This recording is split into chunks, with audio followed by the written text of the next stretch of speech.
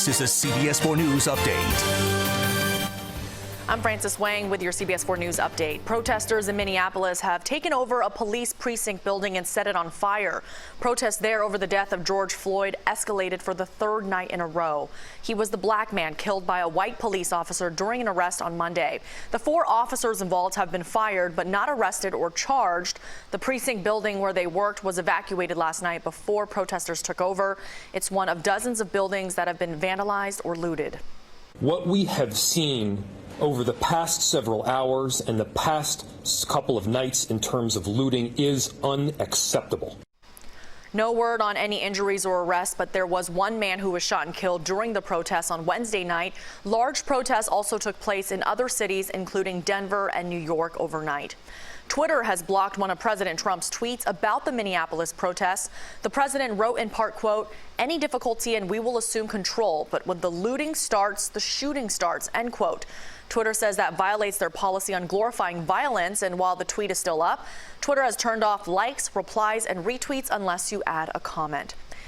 Broward Schools is giving a look at what a possible return to school could look like in the fall. Superintendent Robert Runcie says one option is a blended learning model. It would put half of the students in school 2 days a week while the other half distance learns at home. Then the students would switch on the 2 other days. Runcie says he hopes to have a decision on a plan after a school board workshop in about 2 weeks. And this morning, we're just a few days away from the next significant step in reopening South Florida. On Monday, beaches and hotels in Miami-Dade County will open. Unlike in Broward County, sunbathing will be allowed on Miami-Dade's beaches. Of course, social distancing rules must be followed. No tents or canopies are allowed.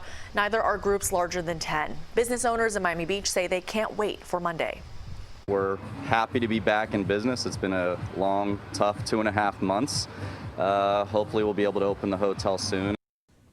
In Miami Beach, police officers will be just part of the enforcement measures. Public pools and dog parks will stay closed in Miami-Dade County. Now, CBS 4 weather. Welcome to the final weekend of May. It's a warm, steamy start, upper 70s, low 80s with a mix of sun and clouds. Radar is quiet now. There could be a few showers. A breeze out of the east, 5 to 10 miles an hour. Highs climb to 89. And this afternoon, storms will be marching inland and to the west coast because of that onshore flow. Expecting more of the same. The pattern really isn't changing. So less rain, more sunshine as we head into your weekend. And we deserve that break. Highs will be in the 90s, though, so certainly will be hot and steamy, feeling like summer with the upper 90s. In terms of the feels like temperatures. And then as we head into early next week, the breeze will be building and we'll see temperatures in the upper 80s Monday and Tuesday. Lisette, thank you. That's the news for now. You can always find us on CBSMiami.com and CBS 4 News at 5, 6, 7, and 11 for all of today's important headlines.